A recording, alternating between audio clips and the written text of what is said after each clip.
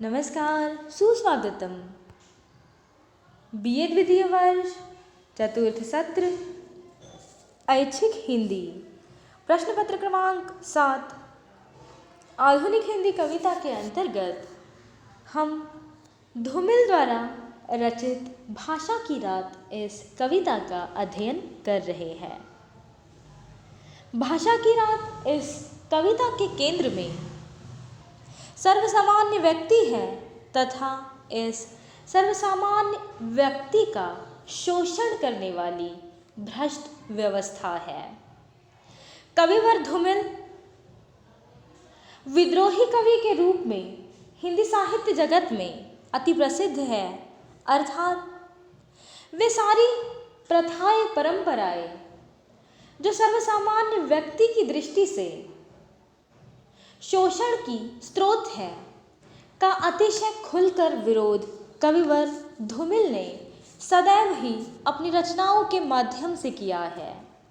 विशेषकर स्वतंत्र भारत में रहते हुए किस प्रकार से समाज का एक वर्ग ऐसा है जो आज भी मूलभूत आवश्यकताओं के लिए तरस रहा है।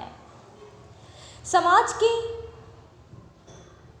कई लोग ऐसे हैं जिनको समय पर 2 वक्त की रोटी भी मयस्सर नहीं हो पाती है और इस मूल समस्या की अपेक्षा किस प्रकार से शासक वर्ग, जिन्हें जनता ने अपने हित की दृष्टि से शासक वर्ग के रूप में चुनकर दिया है, वे ही किस प्रकार से सर्वसामान्य व्यक्ति के मन की भावनाओं से खेलते हुए ऐसे मुद्दों पर जनता को आपस में लड़वाते हैं जिनके कारण उनका स्वार्थ पूर्ण हो सके। इसी मुद्दे को अतिशय विस्तार के साथ धूमिल भाषा की रात इस कविता में भी अभिव्यक्त करते हुए दिखाई दे रहे हैं। भूख के मुद्दे की अपेक्षा भाषा का मुद्दा, इस भाषाई मुद्दे को राजनीतिक रंग देना और भाषावाद की आड़ में अपनी स्वार्थ लोलुपता को पूर्ण करना जैसे विभिन्न मुद्दों पर कविवर भाषा की रात इस कविता के माध्यम से व्यंग करते हुए दिखाई दे रहे हैं। सर्वसामान्य व्यक्तियों को किस प्रकार से आपस में लड़वाया जाता है और यही बात वे समझ नहीं पाते।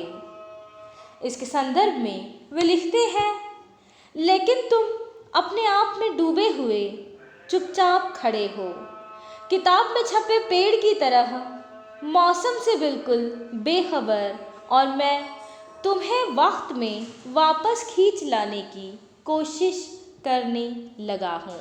अर्थात सर्वसामान्य व्यक्ति को अपने अधिकारों के प्रति सचेत करते हुए वे कहते हैं कि इस प्रजातंत्र में, इस गणतंत्र में, जहाँ पर सर्वसामान्य व्यक्ति ही सर्वे सर्वा है, आज वही व्यक्ति अपनी भूमिका में बिल्कुल चुपचाप उस राजनेता की ओर चल देता है जो स्वार्थ की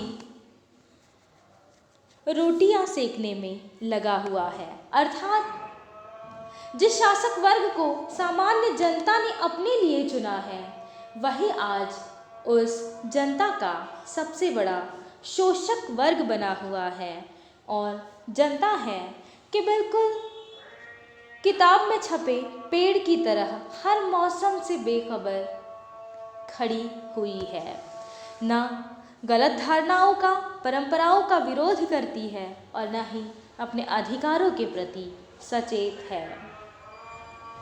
कवि लिखते हैं,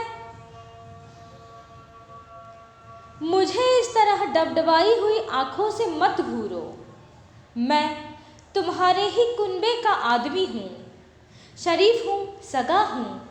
फिलहाल तुम्हें गलत जगह डालने का मेरा कोई इरादा नहीं है, मगर साथ ही यह भी साफ कर दूं कि मेरा साहस राशन कार्ड में लिखे एक फालतू नाम की दलील से ज़्यादा नहीं है।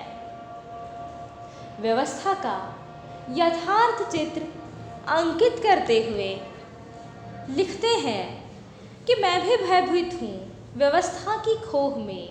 हर तरफ बूढ़े और रक्त लोलुप मशालची घूम रहे हैं। इतिहास की ताजगी बनाए रखने के लिए नौजवान और सफल मौतों की टोह में उन्हें हमारी ही तलाश है। कवि का कहना है कि ये राजनीतिज्ञ हमेशा ही आम आदमी के परिश्रम, उसके साथ किए जाने वाले अन्याय अत्याचार, रचे जाने वाले विभिन्न षड्यंत्रों के आधार पर ही फलते फूलते दिखाई देते हैं। सर्वसामान्य आदमी के साथ किए जाने वाले खिलवाड़ को कविता प्रमुख रूप से प्रस्तुत करती हुई दिखाई दे रही है। भाषा के प्रश्न को लेकर राजनीति करने के लिए कुशल राजनीतिज्ञ सर्वसामान्य व्यक्ति के भावनिक स्वभाव को मुद्दा बनाकर प्रस्तुत कर रहे हैं और भावना से जुड़ा हुआ होने के कारण यह मुद्दा अधिक संवेदनशील बनकर उभरता है। सर्वसामान्य व्यक्ति भूख की अपेक्षा भाषा के लिए आंदोलन करता हुआ दिखाई दे रहा है और इस सारी व्यवस्था के बीच बूढ़े और रक्त लोलुप मशालची घूम रहे हैं, अर्थात व्यवस्था के ऐसे ठेकेदार जो अपने आप को व्यवस्था का सर्वे सर्वा मानकर अन्य लोगों का शोषण करने की आकांक्षी है। कवि कहता है, उन्होंने जलते हुए आदमी को झंडे की तरह उठा लिया है और उसे हमारे चेहरों पर गाड़ना चाहते हैं। उन्हें हमारी तलाश है।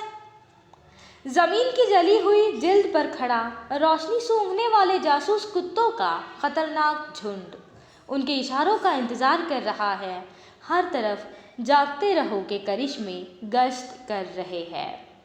कल तक मुंह में जीभ डालकर बोलने वाला प्यारा पड़ोसी आज देशी दांतों की दोस्ती से डर रहा है। यह भाषा की रात है। चीज़ें या तो झुक रही है या पीछे हट रही है।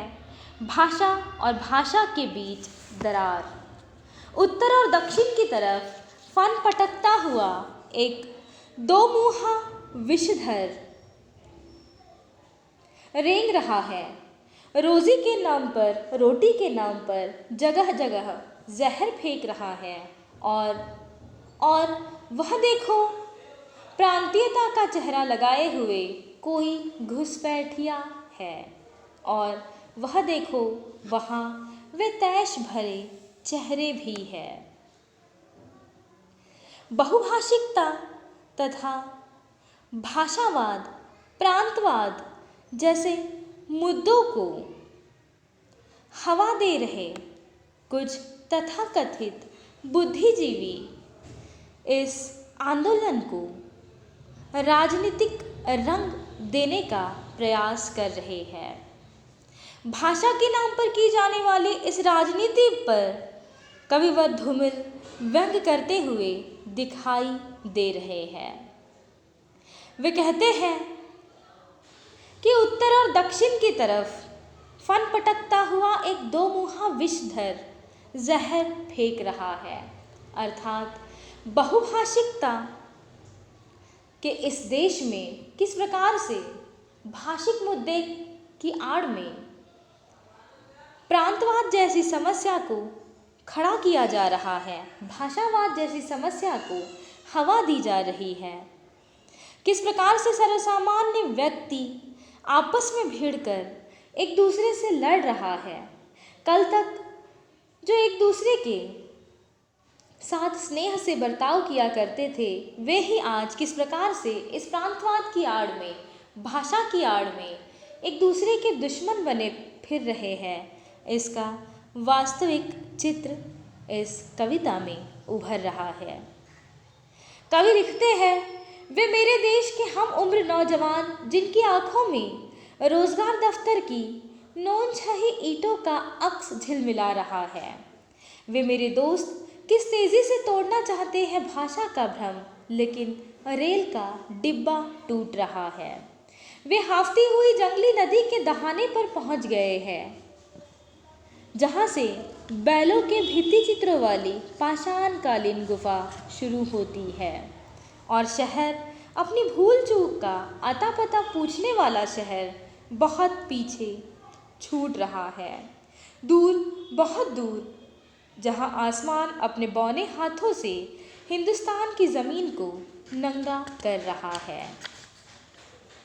एक विदेशी मुद्रा वाला अवैतनिक दुभाषिया खिलखिला रहा है और वो देखो, वह निहाल तोंदियल कैसा मगन है, हुचुर हुचुर हंस रहा है। अतिशय आक्रोश के साथ व्यवस्था की इस वास्तविक छवि को कविवर धूमिल अभिव्यक्त करते हुए दिखाई दे रहे हैं।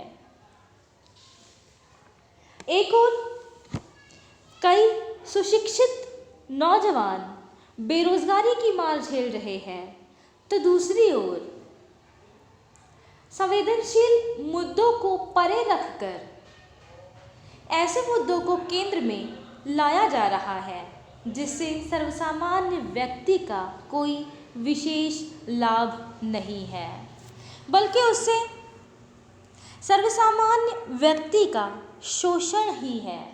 और इस शोषण से बिल्कुल अनजान यह व्यक्ति राजनेताओं की इस स्वार्थ लोलुपता में अपनी उपस्थिति दर्ज कराता हुआ दिखाई दे रहा है। इन राजनेताओं की स्वार्थी मनोवृत्ति पर व्यंग्य करते हुए इनके विषय में कविवर लिखते हैं कि देश डूबता है तो डूबे, लोग ऊबते हैं तो ऊबे, जनता लट्टू हो चाहे फिर तटस्थ रहे, बहरहाल वह सिर्फ यह चाहता है कि उसका स्वास्थ्य स्वस्थ रहे। ओ भाषावार हमलों से हलकान मेरे भाई, क्या तुम्हें अभी उसी का भरोसा है जिसके अधिकार में हमारी लिट्टी है, चावल है, इडली है, डोसा है? हाय, जो असली कसाई है उसकी निगाह में तुम्हारा यह तमिल दुख मेरा इस भोजपुरी पीड़ा का भाई है।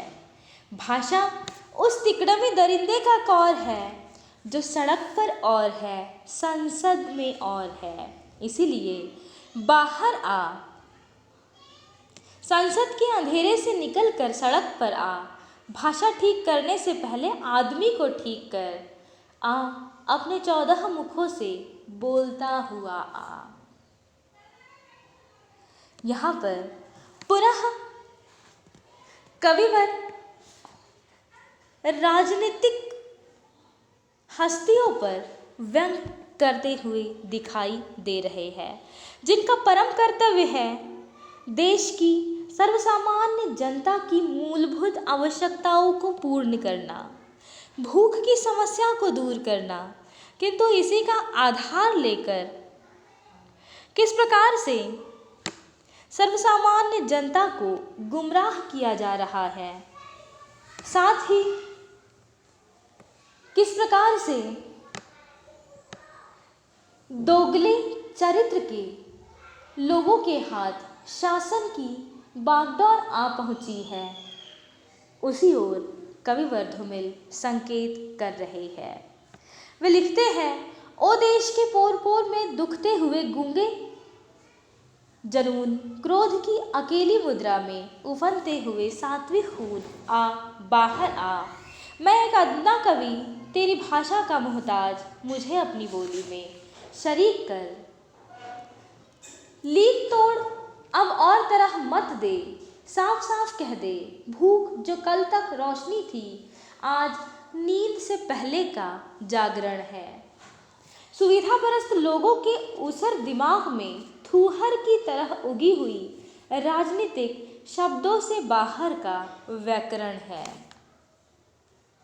साफ साफ कह दे कि यह सिर्फ सकारी हुई आत्मीयता है कि भूखा रहकर भी आदमी अपने हिस्से का आकाश मुस्कुराते हुए धोता है, अपने देश की मिट्टी को आँख की पुतली समझता है, वरना रोटी के टुकड़े पर किसी भी भाषा में देश का नाम लिखकर खिला देने से कोई देशभक्त नहीं हो जाता।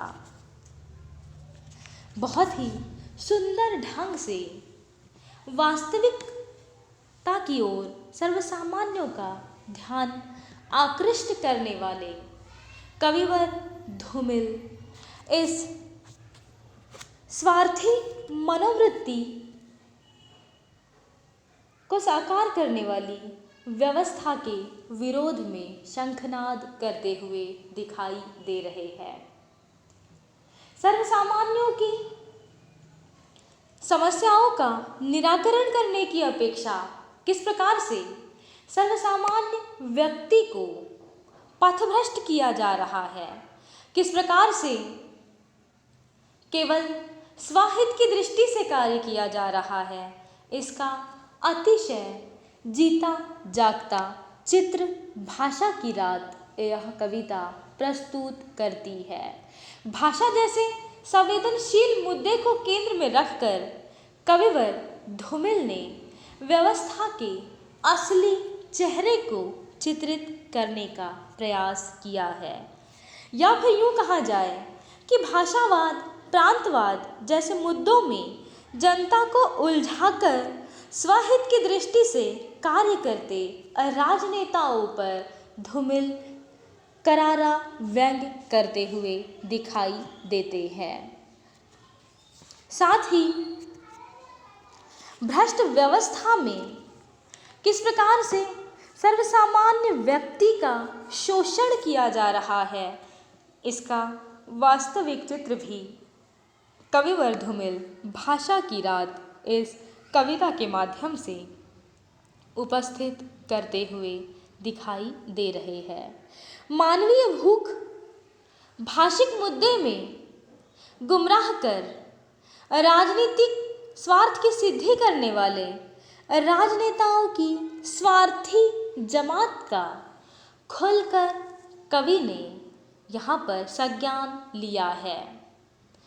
कुल मिलाकर कहा जा सकता है कि भाषा की रात यह कविता ऐसे स्वार्थी राजनेताओं का चित्रण करती है जो स्वहित की दृष्टि से सर्वसामान्य व्यक्ति का शोषण करने में जरा भी नहीं चूकते तथा व्यवस्था का मारा सर्वसामान्य व्यक्ति भी किस प्रकार से इस व्यवस्था में रात दिन पिसता चला जा रहा है, इसका भी अतिशय वास्तविक चित्रण करते हुए जनता को अपने अधिकारों के प्रति सचेत करने का कार्य भी कविवर धूमिल भाषा की रात इस कविता के माध्यम से करते हुए दिखाई दे रहे हैं।